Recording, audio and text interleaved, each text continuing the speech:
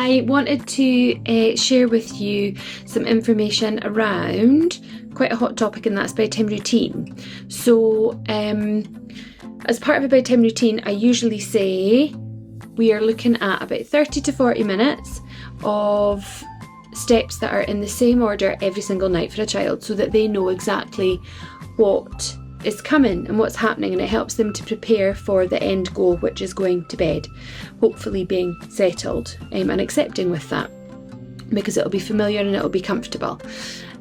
So how does that fit with young babies who can't talk or can't read or can't really understand the process of reading a book, because quite often reading a book is part of that process? And this is something that I've thought about as I have been putting my little one to bed. So my youngest is just about 10 months, and I have introduced this book to his bedtime routine. So this is called Where's Mr. Polar Bear, and it is a felt lift flap book.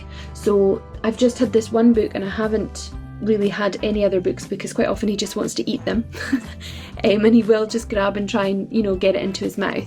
But you'll see that this is really simple, and there's not much dialogue, there's not much stories. It's just looking and feeling and finding animals that are hiding behind these little felt pieces in the pages.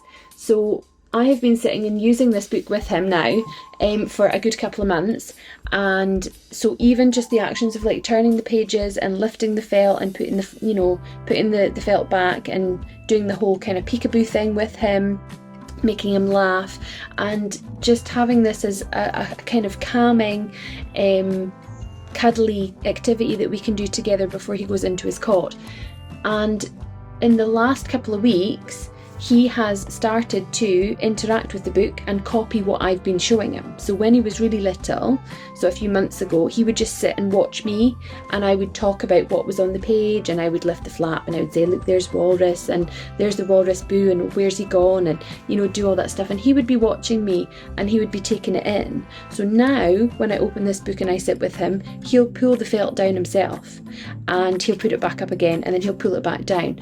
And even when I go to turn the page, he is pushing the page onto the next section, and then again he's grabbing the felt and moving it around. So it's really good for his development to have not just that time together doing this little activity. Like, there's literally no dialogue at all, it's not a story, it's not intense, it's just nice bright colours, something to touch, something to explore, and just literally looking for each animal on each page. And then on the back page it says, and where are you? And there's a little mirror. So this is really good, and he loves just getting his face up to the mirror, and it's something different to see and something different to feel and to look at the end of the book as well. So don't put too much pressure on yourselves to be sitting reading full stories with your little ones at bedtime, especially if they're really little. Maybe if they're a year and older, then working with a kind of shorter story or something that has a bit more of a flow is more realistic.